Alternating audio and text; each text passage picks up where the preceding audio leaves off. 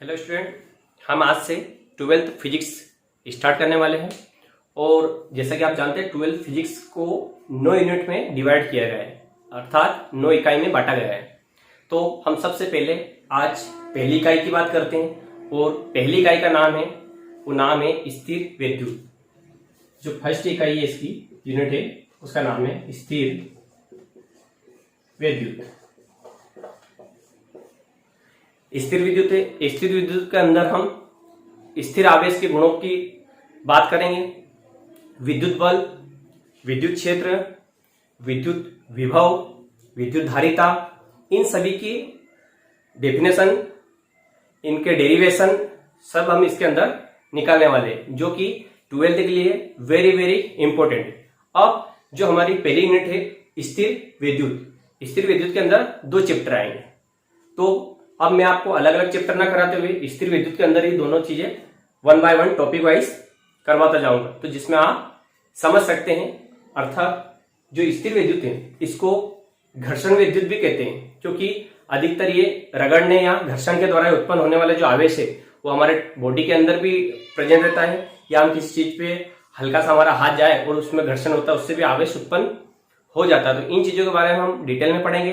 तो आज का जो हमारा पहला टॉपिक रहेगा स्थिर विद्युत के अंदर, वो टॉपिक रहेगा हमारा आवेश। आवेश मीन चार्ज। इस आवेश के बारे में हम समझेंगे कि स्थिर आवेश या आवेश क्या होता है, आवेश की इकाई क्या होती है, उसका एसआई मात्रक क्या होता है और आवेश के गुण क्या होते हैं। तो यही सभी चीज हम समझने के लिए सबसे पहले हम आवेश की परिभाषा देखते हैं कि आवेश की परिभाषा क्या हो। विद्युत आवेश की बात करते हैं तो आपके सामने मैंने विद्युत आवेश की परिभाषा लिखी है और इसको हमें अच्छे से समझना है विद्युत आवेश को, क्योंकि जब हम ये यूनिट आगे पढ़ने वाले हैं इसमें हम जो भी टॉपिक पढ़ेंगे, जो भी डेरिवेशन पढ़ेंगे, उसमें जो मेन इंपॉर्टेंट है वो रहेगा आवेश, क्योंकि इसके द्वारा ही किसी भी डेरिवेशन को हम आगे बढ़ा पाएंगे।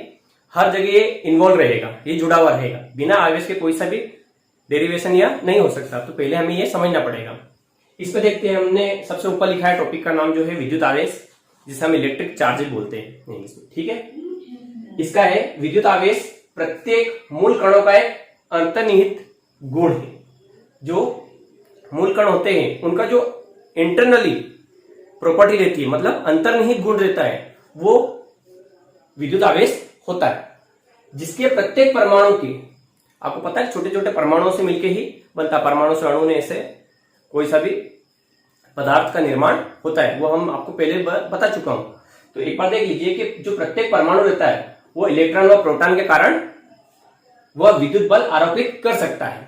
अब आप बताओगे इलेक्ट्रॉन व प्रोटॉन ही कर सकता है कोई भी बल आरोपित, न्यूट्रॉन में तो कोई चार्ज होता नहीं। आपको पता है इलेक्ट्रॉन में नेगेटिव चार्ज होता है, प्रोटॉन में पॉजिटिव चार्ज होता है, मतलब इलेक्ट्रॉन ऋणात्मक होता है, प्रोटॉन धनात्मक होता है, और ये ऋणात्मक और धनात्मक बल आरोपित करते हैं, है ना। इसमें ये नेगेटिव और पॉजिटिव फोर्स एक्टिव करते, उस पर लगाते हैं, तो वह विद्युत बल आरोपित कर सकता है। तथा विद्युत बल पर प्रतिक्रिया बल भी आरोपित होता है। तो हमें पता है कि प्रत्येक क्रिया के बराबर प्रतिक्रिया होती है, ये हम नियम पहले पढ़ चुके हैं। विद्युत आवेश अदिश राशि है सबसे बेस्ट, क्योंकि आवेश कहीं पर भी, किसी दिशा में भी, किसी तरह भी उत्पन्न हो सकता है। उसका ना कोई दिशा निश्चित रहती है, ना परिमाण निश्चित रहता है। हमें अदिश राशि की परिभाषा पता है। अदिश राशि क्या बोलती है? जिसकी दिशा वो परिमाण निश्चित हो, वो अदिश राशि कहलाती है। तो अब आवेश का तो ऐसा कुछ भी नहीं है, आवेश कहीं पे भी उत्पन्न हो सकता है। मैंने यहाँ पे हल्का सा ऐसा करा तो इसमें रगड़ उत्पन्न हुई, घर्षण उत्पन्न हुआ, यहाँ पे आवेश उत्पन्न हो जाएगा, तो किसी तरह से हो जाएगा। तो इसका इसलिए ये अदिश राशि है। इसका जो एसआई मात्रक होता है, एसआई मात्रक होता है इसका कूलाम। क्या होता है? कूलाम। ये मैंने लिखा है यहाँ पे कि जो आवेश है, आवेश का एसआई मात्रक होता है कूलाम। कूलाम को हम कैपिटल सी से भी दर्शाते हैं। और जो आवेश है इसका एक और मात्रक होता है फेरड। एक होता है मात्रक इसका फेरड, उसके बारे में आपको आगे बताऊंगा। अब जो आवेश होता है, आवेश को हम वैसे चार्ज बोलते हैं इंग्लिश में, लेकिन इसको हम जो दर्शाएंगे तो दर्शाएंगे कैपिटल क्यू के द्वारा। ये देखिए मैंने यहाँ पे लिखा है कि जो आवेश है, जब हम मूल आवेश की बात करेंगे तो कैपिटल क्यू के द्वारा दर्शाएंगे, लेकिन जब हम इंडिविजुअली अलग अलग आवेश की बात करेंगे तो स्मॉल क्यू भी वहां पर हम लेंगे, कहीं कहीं की जगह पर स्मॉल क्यू का भी उपयोग करने वाले। लेकिन अभी यहाँ पर हम जो आवेश है उसको हम कैपिटल क्यू के द्वारा दर्शाएंगे। अगर इसका सूत्र बनेगा तो सूत्र किस प्रकार से बनेगा ये देखते हैं हम कि आवेश जो होता है, आवेश बराबर होता है विद्युत धारा। हमें पता है कि विद्युत धारा को हम कैपिटल आई से दर्शाते हैं, विद्युत धारा इनटू समय। और जो समय है इसको हमने यहाँ पे कैपिटल टी ली, समय के लिए क्या लिया हमने कैपिटल टी, लेकिन समय सेकंड में ही दर्शाएंगे हम। जहां पे दर्शाएंगे उसका जो मात्रक रहेगा वो सेकंड रहेगा, जो विद्युत धारा है इसका मात्रक एम्पियर रहेगा, और जो आवेश का तो हमें पता ही है, आवेश होता है कूलाम। तो हम इसके आगे अब समझने के लिए देखते हैं, ये जो मैंने यहाँ सूत्र लिखा है इसको हम और आगे समझते हैं, इसका विमी सूत्र भी समझेंगे, क्योंकि अधिकतर एग्जामों में इसका विमी सूत्र पूछा जाता है और अधिकतर पूछा ही जाता है। और इस परिभाषा को आप स्क्रीनशॉट भी ले सकते हैं, उतार सकते हैं स्क्रीनशॉट लेकर, आराम से देख लीजिए। एक 30 सेकंड के लिए मैं अलग हट जाता हूं, आप देख लीजिए आराम से, इसको स्क्रीनशॉट ले सकते हैं आराम से। जैसे मैं आपको बता रहा था अभी कि इसका भी एक फॉर्मूला होता है, अभी यहाँ पे लास्ट में बताया था, आवेश Q बराबर विद्युत धारा I इंटू समय t सेकंड में। ठीक है, तो ऊपर देखते हैं Q बराबर I t।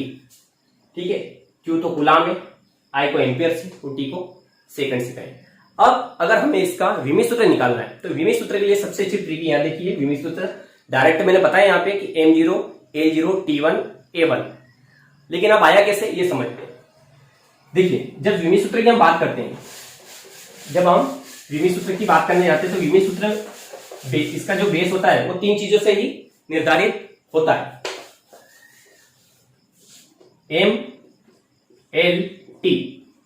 MLT देखते हैं, M मतलब होता है मास, द्रव्यमान, भार, वजन। M मतलब इंग्लिश में मास बोलते हैं, मास का M लिया है यहाँ पे हमने, उसका भार भी होता है, वजन भी होता है, द्रव्यमान जो भी होता है वो M के द्वारा तोलते हैं। अब देखिए यहां से इस फॉर्मूले के अंदर कहीं से कहीं तक भी द्रव्यमान या भार की बात नहीं आई, तो ये जो रहेगा इसको हम M0 भरेंगे, क्योंकि भार तो कोई है नहीं, वजन नहीं है, द्रव्यमान नहीं, कुछ भी नहीं है। अब L की बात करते हैं, तो जो L है, L होता है लेंथ। लेंथ मतलब लंबाई, ऊंचाई, चौड़ाई, ये सभी चीजें लेंथ के अंतर्गत आती है, जिसको हम मीटर, सेंटीमीटर, मिलीमीटर ऐसे जो कैलकुलेट करते हैं, इसको नापते हैं अपन, मेजरमेंट करते हैं। तो लेंथ भी है क्या इसमें, यहाँ तो धारा है, यहां समय है, लेंथ कहीं से कहीं तक नहीं है, ना लंबाई है, ना चौड़ाई है, ना ऊंचाई है, कुछ भी नहीं है, तो लेंथ भी हो गए 0 हो गए। M0 L0, 0 का अर्थ ये होता है कि ये लिखा है लेकिन इसकी कोई वैल्यू यहां पर नहीं। ठीक है, अब T है, क्योंकि T क्या है, समय है, तो समय दे रखा है तो समय को हम 1 लिखेंगे। 1 इस चीज को प्रदर्शित करता है यहां पर कि इसकी वैल्यू है, ये इस फॉर्मूले में उपलब्ध है। अब एक नई चीज इंक्लूड हुई, वो हुई है यहां पर I मींस धारा। तो धारा का ऐसा मतलब होता है एम्पियर, और एम्पियर को दर्शाते हैं हम A के द्वारा। तो A है, तो इसको भी हमने 1 दिया, तो इसलिए M0 L0 T1 A1। ठीक है, इस प्रकार से हम इसका विमी सूत्र बनाते हैं। अब इसका एक और मात्रक होता है, अभी जस्ट मैंने आपको बताया था कि एक और मात्रक होता है, वो होता है फेरड। ठीक है, तो कूलाम और फेरड का क्या संबंध है वो देखते हैं हम, कि कूलाम और फेरड के अंदर क्या संबंध। बहुत बार हमें ऑब्जेक्टिव के रूप में पूछ सकते हैं कि 1 फेरड बराबर कितने कूलाम होते हैं, तो उसके लिए देखते हैं हम, यहां लिख देता हूं मैं, 1 फेरड बराबर 96500 कूलाम। 1 फेरड इक्वल 96500 कूलाम, मतलब 1 फेरड बराबर 96,500 कूलाम होते हैं। ये हमारे दिमाग में बैठ जानी चाहिए बातें। तो एक बार इसको आप राइट डाउन कर लीजिए, उतार लीजिए, क्योंकि बहुत ही इंपॉर्टेंट चीजें है, इसको उतारना जरूरी है। और इसको हटा देते, इसका काम हो चुका है पहले। ठीक है, ये देख लीजिए, उतार लीजिए। इसके बाद मैं आवेश के गुण बताने जाऊंगा, जो मैं अभी आपको बता रहा था कि आवेश के गुण। इस बार की जो अभी एग्जाम आने वाली है उसके लिए वेरी वेरी इंपॉर्टेंट, और हर बार के लिए इंपॉर्टेंट है आवेश के गुण। ये पूछे जाएंगे और पूछ सकते हैं, और जानना जरूरी है हमें, इसलिए क्योंकि हम आवेश को पढ़ रहे हैं। अगर हम किसी चीज को पढ़ रहे हैं तो उसकी बेसिक जानकारी, या जो उसका हर प्रकार से, हर एंगल से उसकी जानकारी हमारे पास में होनी चाहिए। तो ये जो हमारा टॉपिक है इसका नाम है आवेश के गुण, मतलब चार्ज की प्रॉपर्टी। ठीक है, इसमें जो पहली है, अब मैंने आपको अभी एक चीज नहीं बताई कि आवेश के प्रकार है ना, इतना ज्यादा वो डिटेल में बताने की जरूरत है नहीं उसको, लेकिन फिर भी मैं आपको बताता हूं प्रकार दो प्रकार के होते हैं। आवेश दो प्रकार के होते हैं, एक होता है धनात्मक आवेश और एक होता है ऋणात्मक आवेश। अब आप बोलोगे सर धनात्मक आवेश कहां उत्पन्न होता है, ऋणात्मक आवेश कहां उत्पन्न होता है? तो जो धनात्मक आवेश होता है वो धनात्मक आवेश जब हम कांच की छड़ को, है ना, कोई सी कांच की अपन ने एक छड़ ले ली, उसको हम जब रेशम के ऊपर रगड़ते हैं तो उसमें जो आवेश उत्पन्न होता है वो धनात्मक आवेश उत्पन्न होता है। एक बार फिर सुनिए कि जब हम किसी कांच की छड़ को रेशम के कपड़े पे जब हम रगड़ते हैं या रेशम पे रगड़ते हैं तो उसमें जो चार्ज जनरेट होता है, जो आवेश उत्पन्न होता है वो धनात्मक आवेश उत्पन्न होता है। ठीक है, अब ऋणात्मक आवेश के बारे में समझते हैं। ऋणात्मक आवेश होता है एबोनाइट। एबोनाइट एक पदार्थ होता है जिसके बारे में आपने सुना होगा। जब हम एबोनाइट की छड़ को हम बिल्ली की खाल पर जब हम इसे प्लेस करते हैं, है ना, तो उसके द्वारा जो निकलने वाला आवेश होता है वो आवेश ऋणात्मक आवेश कहलाता है। दो प्रकार के चार्ज होते हैं। अब यहां पर मैंने आपको क्यों बताया चार्ज, जो आवेश के प्रकार किस लिए बताए हैं, ये हम इस पहले पॉइंट से समझने वाले हैं, इसलिए मेरे को आपको आवेश के प्रकार बताने पड़े। अब देखते हैं पहला गुण होता क्या आवेश का। आवेश का जो पहला गुण होता है समान आवेश एक दूसरे को प्रतिकर्षित तथा असमान आवेश एक दूसरे को आकर्षित करते हैं। अब यहां समान आवेश होते क्या है समझना। जब दो धनात्मक आवेश आपस में पास पास आते हैं, जब दो धनात्मक आवेश पास पास आते हैं तो उनके मध्य एक बल उत्पन्न होता है, और वो बल कौन सा होता है? प्रतिकर्षित। प्रतिकर्षित का अर्थ होता है दूर दूर, अलग हटाना। जब दो धनात्मक आवेश या दो ऋणात्मक आवेश एक दूसरे के पास में आएंगे, है ना, या उनको हम पास में लाते हैं, जब हम ऐसा करते हैं तो उनके मध्य प्रतिकर्षित बल होता है, मतलब वो एक दूसरे को दूर हटाते हैं। हम तो पास में लाते हैं लेकिन वो एक दूसरे पर जो फोर्स लगाते हैं वो उनको दूर हटाते हैं। सेम, लेकिन जब हम अलग अलग आवेश, एक धनात्मक ले लिया एक ऋणात्मक आवेश ले लिया, जब हम एक ऋणात्मक और धनात्मक आवेश को पास पास लाते हैं तो उनके मध्य आकर्षित गुण उत्पन्न होता है। आकर्षित का मतलब क्या है कि हम उनको थोड़ा पास में लाएंगे, वो अपने आप ही जैसे उस क्षेत्र में आएंगे, विद्युत के क्षेत्र में आएंगे, आवेश के क्षेत्र में आएंगे, वो एक दूसरे को पास में खींचेंगे। तो समान आवेश एक दूसरे को प्रतिकर्षित करते हैं और असमान आवेश एक दूसरे को आकर्षित करते हैं। ठीक है, पहला पॉइंट हमारा हो गया।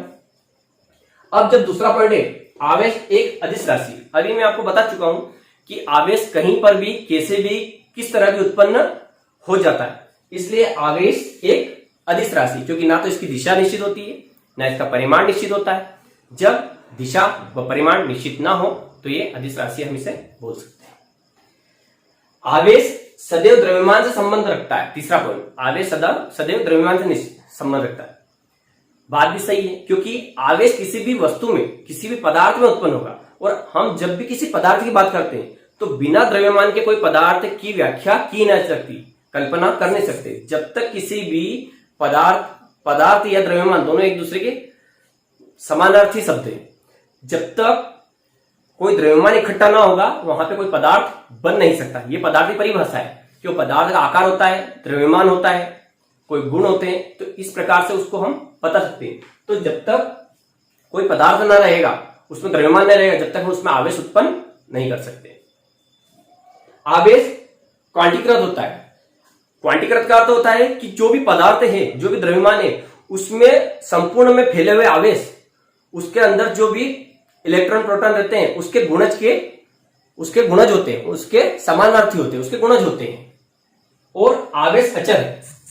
चर और अचर दो तरह की राशियां होती हैं। तो आवेश जो होता है, क्योंकि ये मैथ का शब्द है, बहुत ही आसान है, अचर और चर के बारे में अपन समझ सकते हैं। तो जो आवेश होता है ये हमेशा क्या होता है? अचर होता है। तो ये समझने वाली बात है।